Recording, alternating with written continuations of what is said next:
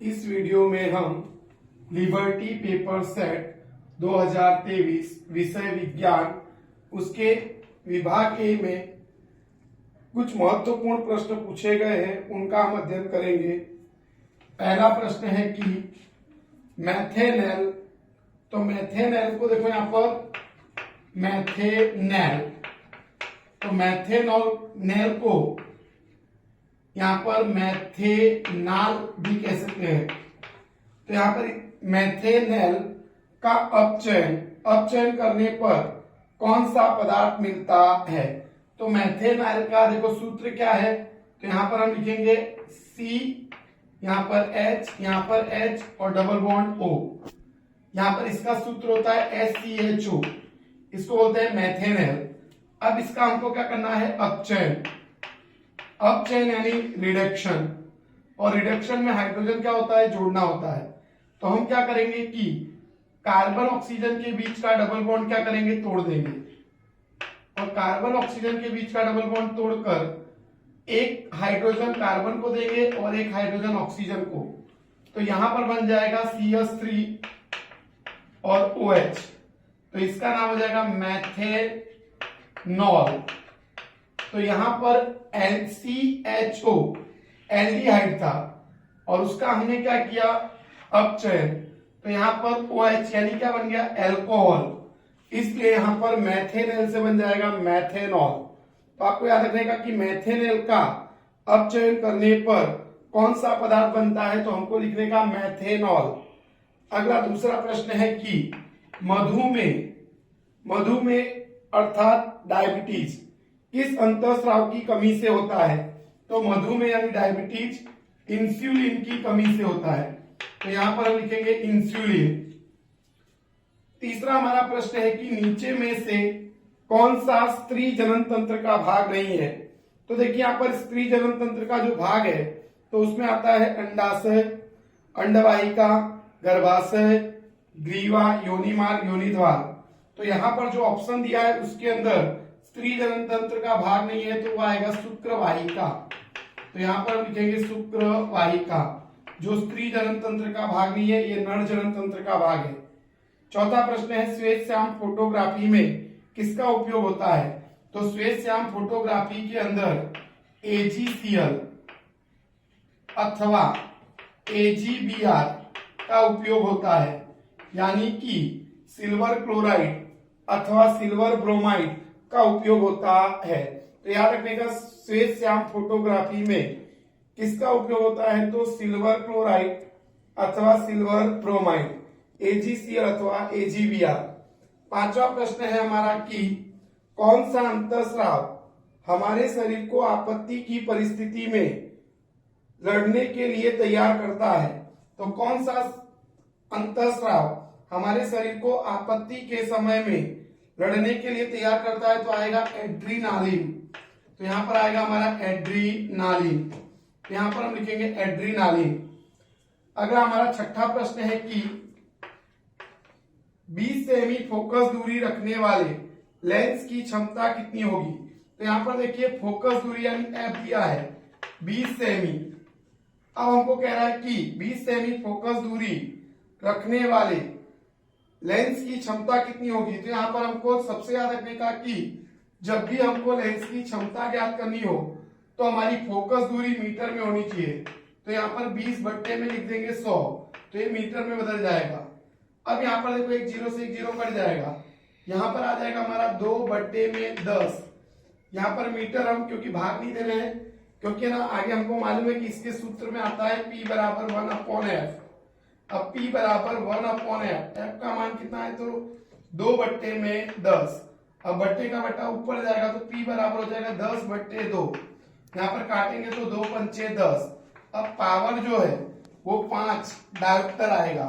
याद रखने का कि अगर लेंस की फोकस दूरी कितनी दी है? 20 सेमी, तो उसकी जो क्षमता है वो 5 डायोप्टर आएगी। तो यहाँ पर आएगा 5 डायोप्टर। अगला हमारा प्रश्न है सातवां प्रश्न है कि बायोगैस को गोबर गैस भी कहते हैं, बायोगैस का मुख्य घटक कौन सा है? तो बायोगैस का मुख्य घटक है मेथेन, जो कि 70% होता है, इसलिए लिखेंगे बायोगैस का मुख्य घटक कौन है, तो आएगा मैथेन। 8वां प्रश्न है कि सोल्डर किसकी मिश्र धातु है, तो सोल्डर लेड यानी पीबी और एसएन यानी टीन, तो लेड और टीन की मिश्र धातु है। तो यहाँ पर सोल्डर किसकी मिश्र धातु है, तो लेड और टीन। 9वां प्रश्न है हमारा, 9वां प्रश्न है आधुनिक आवर्त नियम अनुसार तत्वों के गुणधर्म उनके खाली जगह आवर्तनीय फलन है। तो देखो आधुनिक आवर्त सारणी के नियम के अनुसार तत्वों के गुणधर्म उनके परमाणु द्रव्यमान के आवर्त फलन में होते हैं। तो आपको लिखने का कि आधुनिक आवर्त सारणी में तत्वों के गुणधर्म उनके परमाणु द्रव्यमान के आवर्तनीय फलन में होते हैं। 10वां प्रश्न है हमारा वृषण यानी शुक्रपिंड में से स्रावित कौन सा अंतःस्राव नर जातीय लक्षणों का विकास करता है। तो देखो वृषण में से उत्पन्न होने वाला कौन सा अंतःस्राव नर जातीय लक्षणों का विकास करता है, तो आएगा हमारा टेस्टोस्टेरोन। तो यहां पर लिखेंगे टेस्टोस्टेरोन, तो हमारा आएगा टेस्टोस्टेरोन। तो यहां पर आएगा टेस्टोस्टेरोन। तो यहां पर देखो कई बार बोलेगा कि नर जातीय अंतःस्राव कौन सा है, तो वो भी आएगा टेस्टोस्टेरोन। अब हमारा प्रश्न नंबर है 11। तो प्रश्न नंबर 11 है कि पवन चक्की के लिए पवन की लघुत्तम चाल कितनी होनी जरूरी है। तो पवन चक्की को बराबर चलाने के लिए लघुत्तम चाल कितनी होनी चाहिए, तो 15 किलोमीटर प्रति आवर से अधिक होनी चाहिए। तो यहां पर लिखेंगे 15 किलोमीटर प्रति आवर से अधिक होनी चाहिए। प्रश्न नंबर 12 है लेड नाइट्रेट का अणु सूत्र कौन सा है। तो लेड नाइट्रेट का अणु सूत्र है PbNO3 ट्वाइस। तो Pb को बोलेंगे लेड और NO3 को बोलेंगे नाइट्रेट, तो हो जाएगा लेड नाइट्रेट का अणु सूत्र PbNO3 ट्वाइस। 13वां प्रश्न है X तत्व की परमाणु संख्या दी है 13। तो इस तत्व के सबसे पास के उत्कृष्ट गैस यानी निष्क्रिय गैस कौन सी है। तो देखो यहाँ पर तत्व X का परमाणु संख्या है 13। अब इसके पास की उत्कृष्ट गैस यानी निष्क्रिय गैस कौन सी है, तो एक तो आएगा नियोन जिसकी परमाणु संख्या है 10 और दूसरा आएगा 18 आर्गन, पर इसमें से इसके पास का पूछा है तो आएगा नियोन। तो यहां पर आएगा हमारा नियोन, तो हम लिखेंगे नियोन की तत्व X बराबर उसकी परमाणु संख्या 13 है और उसके पास की उत्कृष्ट गैस यानी निष्क्रिय गैस कौन सी है, तो आएगा नियोन। 14वां प्रश्न है ब्यूटेनॉन। तो ब्यूटेनॉन, तो यहां पर देखो ब्यूटेनॉन 4 कार्बन रखने वाला यौगिक है अथवा जिसमें कौन सा क्रियाशील समूह आया होता है। तो याद रखने का ब्यूटेनॉन का सूत्र है यहां पर CH3COCH2CH3।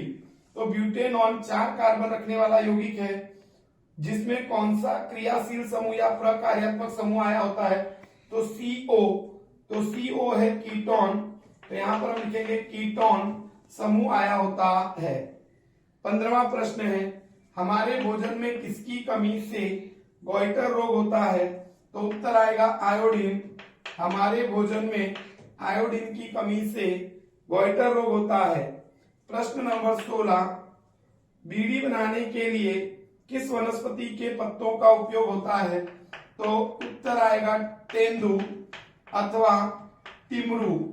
तो दोनों में से कोई भी लिख सकते हैं, तेंदू अथवा टिमरू। 17वां प्रश्न है मनुष्य के जन्युओं में लिंगी गुणसूत्र की संख्या कितनी होती है। तो मनुष्य के जन्युओं में लिंगी गुणसूत्र की संख्या कितनी होती है, तो आएगा 2। तो यहां पर हमारा आएगा लिंगी गुणसूत्र की संख्या 2 होती है। जैसे पुरुष हो तो पुरुष के अंदर XY, स्त्री के अंदर XX, तो यहां पर आएगा 2। अगला हमारा है प्रश्न 18वां एस्टर यौगिक में कौन सा प्रकार्यात्मक समूह होता है। तो एस्टर यौगिक है उसके अंदर कौन सा प्रकार्यात्मक समूह होता है, तो आएगा हमारा COO। यानी एस्टर समूह है अब इसमें कह रहा है कौन सा प्रकार्यात्मक समूह आया होता है, तो यहाँ पर कई बार हम कार्बोक्सिलिक अम्ल लिखे तो भी वो सही हो सकता है। तो यहाँ पर हम कार्बोक्सिलिक अम्ल लिखे तो भी चल जाएगा, क्योंकि कार्बोक्सिलिक अम्ल में से एस्टर बनता है। तो यहाँ पर एस्टर में लिखे कार्बोक्सिलिक अम्ल प्रकार्यात्मक समूह आया होता है। अगला हमारा 19वां प्रश्न है, साइक्लोहेक्सेन का अणुसूत्र कौन सा है। तो देखो साइक्लोहेक्सेन यानी ये, तो साइक्लोहेक्सेन का हमको अणुसूत्र पूछा है। तो साइक्लोहेक्सेन का अणुसूत्र होगा C6H12। आयत में तो यहां पर आएगा साइक्लोहेक्सेन का अणुसूत्र C6H12। प्रश्न नंबर 20 है, प्रश्न नंबर 20 है कि न्यूक्लियर भट्टी में कौन सी प्रक्रिया होती है। तो न्यूक्लियर भट्टी में न्यूक्लियर विखंडन प्रक्रिया होती है। तो यहां पर लिखेंगे न्यूक्लियर विखंडन प्रक्रिया होती है। तो हमको लिखने का न्यूक्लियर भट्टी में कौन सी प्रक्रिया होती है, तो लिखेंगे हम कि न्यूक्लियर विखंडन प्रक्रिया होती है। अब प्रश्न नंबर हमारा 21 है, परिवर्ती प्रतिरोध, जिसको हम चल प्रतिरोध भी कहते हैं, उसको किस संकेत में किस प्रकार दर्शाया जाता है। तो परिवर्ती प्रतिरोध को संकेत में ऐसे दर्शाया जाता है। तो यहां पर हमको परिवर्ती अथवा चल प्रतिरोध को संकेत में कैसे दर्शाते हैं, तो ऐसे दर्शाना है। 22वां प्रश्न है, अम्लीय यानी एसिड वर्षा के लिए जवाबदार ऑक्साइड कौन सा है। तो अम्लीय अथवा एसिड वर्षा के लिए जवाबदार ऑक्साइड है SO2 और NO2 सल्फर डाइऑक्साइड, अथवा हम लिख सकते हैं नाइट्रोजन डाइऑक्साइड। अगला प्रश्न है हमारा 23वां, तुम्हारे मत अनुसार उत्कृष्ट गैसों को किस लिए अलग समूह में रखा जाता है। तो हम लिख सकते हैं कि मेंडलीव की आवर्त सारणी को बिगाड़े बिना उन्हें हमने अलग समूह में रखा है, कारण कि उत्कृष्ट गैसों की बाह्यतम कक्षा में 8 इलेक्ट्रॉन होते हैं, जिससे उनके अंदर अष्टक रचना पूर्ण होती है। इसलिए वो न इलेक्ट्रॉन लेते हैं न इलेक्ट्रॉन देते हैं, तो वो निष्क्रिय होते हैं, इसलिए उन्हें अलग समूह में रखा जाता है। प्रश्न नंबर 24, परिपथ में 12 वोल्ट के विद्युत कोष को संकेत में किस तरह दर्शाया जाता है। तो यहाँ पर देखो 12 वोल्ट के विद्युत सेल को, सेल यानी कोष को कैसे दर्शाया जाता है, तो हमको ऐसे दर्शाना है, प्लस और माइनस। अगर बैटरी बोलता तो हम क्या करते कि एक से ज्यादा सेल बताते हैं, क्योंकि बैटरी सेलों का संयोजन होती है, पर यहाँ पर सेल पूछा है, इसलिए हमें ऐसे दर्शाने का, कीमत भले भी कुछ भी दी हो पर हमें ऐसे दर्शाने का होता है। श्रृंखलन की परिभाषा दीजिए। अब श्रृंखलन को हम कैटेनेशन भी कहते हैं। तो कैटेनेशन की परिभाषा लिखनी है कि कार्बन परमाणु दूसरे कार्बन परमाणु के साथ सहसंयोजक बंध से जुड़कर सरल श्रृंखला वाला पदार्थ, उप श्रृंखला वाला पदार्थ और चक्रीय रचना वाला पदार्थ बना सकता है। कार्बन के इस विशिष्ट गुणधर्म को हम श्रृंखलन कहते हैं। तो आपको लिखने का कि कार्बन के इस विशिष्ट गुणधर्म को क्या बोलते हैं, श्रृंखलन। आपको लिखने का कार्बन परमाणु दूसरे कार्बन परमाणु के साथ सहसंयोजक आबंध से जुड़कर सरल श्रृंखला वाला पदार्थ, उप श्रृंखला वाला पदार्थ और चक्रीय रचना वाला पदार्थ बना सकता है। कार्बन के इस विशिष्ट गुणधर्म को कैटेनेशन कहते हैं। 26वां हमारा प्रश्न है, परागण की क्रिया अर्थात क्या। तो यहाँ पर देखो परागकण का वर्तिकाग्र तक पहुंचने की क्रिया को परागण कहते हैं। तो आपको लिखने का कि परागकण का वर्तिकाग्र तक पहुंचने की क्रिया को परागण कहते हैं। अगला 27वां प्रश्न है, यूएनईपी का पूरा नाम क्या है। तो यूएनईपी का पूरा नाम हम लिखेंगे यूनियन नेशनल इन्वायरमेंट प्रोग्राम। तो हम लिखेंगे यूनियन नेशनल इन्वायरमेंट प्रोग्राम अथवा लिखेंगे संयुक्त राष्ट्रीय पर्यावरण कार्यक्रम। तो हम लिख सकते हैं यूएनईपी का पूरा नाम यूनियन नेशनल इन्वायरमेंट प्रोग्राम। प्रश्न नंबर हमारा 28वां है। प्रश्न नंबर 28, एक कूलॉम विद्युत आवेश की रचना करने के लिए इलेक्ट्रॉन की संख्या ज्ञात कीजिए। कूलॉम की देखो यहाँ पर Q का मान दिया है 1 कूलॉम, तो उसके लिए आवश्यक इलेक्ट्रॉन की संख्या ज्ञात करनी है। तो हम यहाँ पर Q बराबर me सूत्र का उपयोग करके निकाल सकते हैं। तो ये कीमत आएगी 6.25 इंटू 10 की घात 18। तो यहाँ पर आएगा 6.25 इंटू 10 की घात 18। प्रश्न नंबर 29 है, CFC का पूरा नाम क्या है? तो लिखेंगे क्लोरोफ्लोरोकार्बन। तो उत्तर आएगा हमारा C से क्लोरो और F से फ्लोरो और C से कार्बन। 30वां प्रश्न है हमारा, मनुष्य की आंतों में किस प्रकार के जीवाणु यानी बैक्टीरिया पाए जाते हैं? तो हम यहाँ पर लिखेंगे कॉलीफॉर्म नामक जीवाणु पाए जाते हैं। तो मनुष्य की आंतों में किस प्रकार के बैक्टीरिया पाए जाते हैं? तो कॉलीफॉर्म।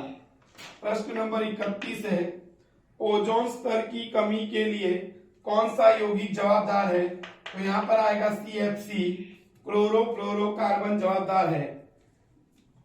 तो यहाँ पर ओजोन स्तर की कमी के लिए कौन जवाबदार है? तो क्लोरोफ्लोरोकार्बन। प्रश्न नंबर 32, तत्व X की परमाणु संख्या, तत्व X है उसकी परमाणु संख्या दी है 11, तो उसका समूह और आवर्त में क्रम कौन सा होगा? यहाँ पर देखो तत्व X है उसकी परमाणु संख्या है 11, तो उसकी इलेक्ट्रॉन रचना आएगी 2 8 1। अब समूह बताना है, तो समूह में अगर बाह्यतम कक्षा में 1 इलेक्ट्रॉन है तो हम पहला समूह लिखेंगे, अगर 2 होता तो दूसरा लिखते, पर 3 होता तो 13 लिखते। और आवर्त अगर हमको बताना है तो देखने का कितनी इलेक्ट्रॉन कक्षा का उपयोग हुआ है, तो KLM 3 कक्षा का उपयोग हुआ है, इसलिए आवर्त की संख्या आएगी 3। तीसरे आवर्त में आएगा तत्व X उसकी परमाणु संख्या 11 है, तो उसका समूह में स्थान पहला होगा, पहले समूह में आया होगा और तीसरे आवर्त में आया होता है। प्रश्न नंबर 33, आंखों में प्रवेश करने वाली प्रकाश की मात्रा का नियंत्रण किस भाग द्वारा होता है? तो यहाँ पर हम लिखेंगे पुतली। आंखों में प्रवेश करने वाली प्रकाश की मात्रा का नियंत्रण पुतली के द्वारा होता है। प्रश्न नंबर 34, तुम कचरा निकाल की समस्या कम करने के लिए कौन सी 2 पद्धतियां अपनाओगे? तो तुम कचरा निकाल करने की समस्या को कम करने के लिए कौन सी 2 पद्धतियां अपनाओगे? तो पुनः चक्रण और पुनः उपयोग। पुनः चक्रण और पुनः उपयोग, ये 2 पद्धतियां जिसको बोलते हैं रिसाइकल और रीयूज, ये 2 पद्धतियों का उपयोग करेंगे। 35वां प्रश्न है, वन्य जीव संरक्षण के लिए भारत सरकार द्वारा कौन सा पुरस्कार दिया जाता है? तो वन्य जीव संरक्षण के लिए भारत सरकार द्वारा अमृता देवी बिश्नोई नेशनल अवार्ड दिया जाता है। तो यहाँ पर आएगा अमृता देवी बिश्नोई नेशनल अवार्ड दिया जाता है। प्रश्न नंबर 36, एका सिलिकॉन के रूप में जाना जाने वाला तत्व कौन सा है? तो एका सिलिकॉन के रूप में जाने जाने वाला तत्व है जर्मेनियम। तो यहाँ पर आएगा जर्मेनियम।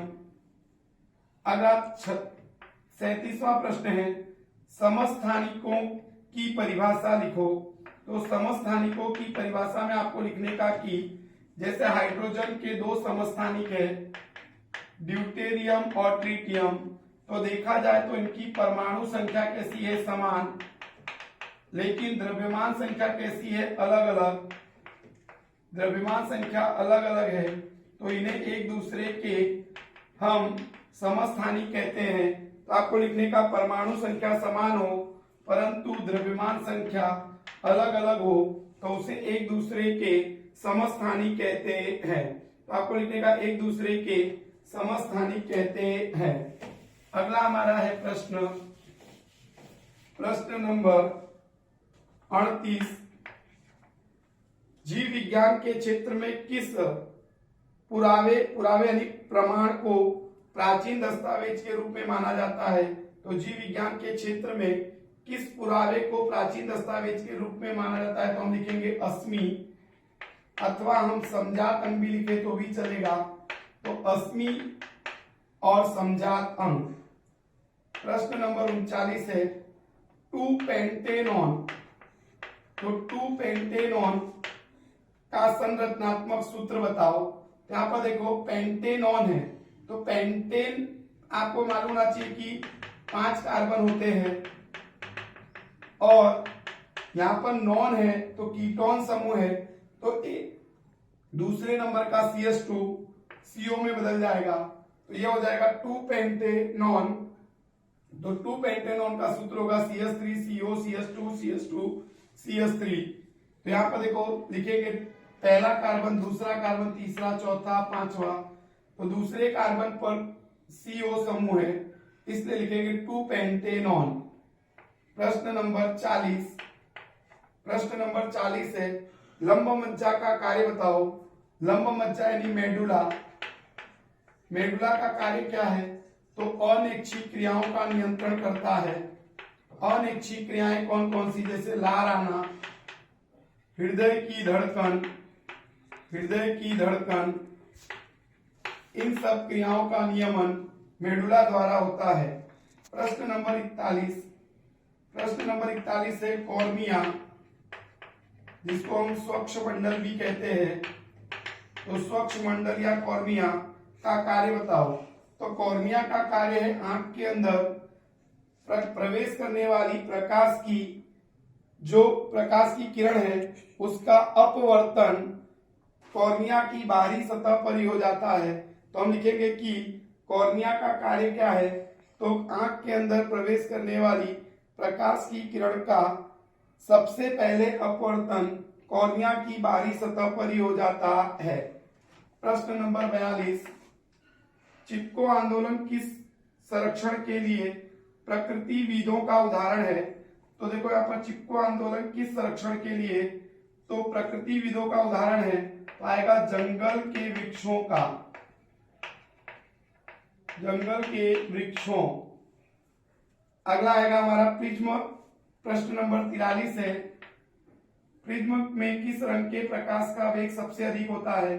देखो यहाँ पर प्रिज्म में किस रंग के प्रकाश का वेग सबसे पूछा है अधिक, इसलिए आएगा लाल, क्योंकि उसका विचलन सबसे कम होता है, इसलिए उसका वेग सबसे अधिक होता है, तो आएगा यहाँ पर लाल। 44वां प्रश्न है ओम का नियम का सूत्र कौन सा है? तो V बराबर IR। ओम के नियम का सूत्र है V बराबर IR। 45वां प्रश्न है मनुष्य में लिंग निश्चयन किसके द्वारा होता है? तो मनुष्य में लिंग निश्चयन जीनों के द्वारा होता है या जीन के द्वारा होता है। तो याद रखने का कि मनुष्य में लिंग निश्चयन किसके द्वारा होता है? तो जीन के द्वारा। तो ये हमारे क्या थे कि लिबर्टी पेपर सेट 2023 में जो विभाग ए में कुछ महत्वपूर्ण MCQ पूछे थे, तो उसका ये हमारा वीडियो था। अगर आपको पसंद आया हो तो वीडियो को लाइक कीजिए और कमेंट अच्छी कीजिए और चैनल को सब्सक्राइब कीजिए। धन्यवाद, थैंक यू।